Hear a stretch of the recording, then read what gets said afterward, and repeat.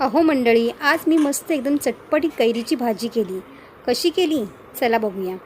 तर इथे मी कैऱ्या घेतलेल्या आहेत, गूळ घेतलेला आहे, त्यानंतर आपल्याला हळद घ्यायची आहे, लाल तिखट मसाला घ्यायचा आहे, राई घ्यायची आणि जिरं घ्यायचं आहे.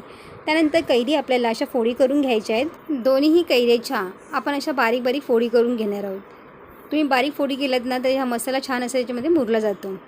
त्यानंतर इथे मी गॅसवरती कढई घेतलेली आहे. कढईमध्ये आपल्याला 2 चमचे तेल घालायचे. तेल छान गरम झाल्यावरती मोहरी आणि जिरं घालून घ्यायचं. त्याचबरोबर आपल्याला तिखट मसाला आणि हळद घातलेली आहे. त्यानंतर आपल्या ह्या फोडी परतून घ्यायच्या आहेत. झाकण ठेवून आपल्याला 2-3 मिनिटाला परतून घ्यायचं आहे. आणि त्यानंतर आपल्याला अर्धी वाटी गूळ घातलेला आहे. गूळसुद्धा छान असं मुरू द्यायचं आहे. पुन्हा आपल्याला झाकण ठेवून द्यायचं याच्यामध्ये आणि छान मस्त एकदम चटपटीत आपली ही कैरीची भाजी खाण्यासाठी तयार झालेली आहे. घरात भाजी नसेल किंवा प्रवासाला जाणार असाल तर यावेळेला तुम्ही भाजी घेऊन जाऊ शकता. नक्कीच ट्राय करून बघा. व्हिडिओ आवडला असेल तर लाईक, शेअर आणि सबस्क्राईब करा. धन्यवाद.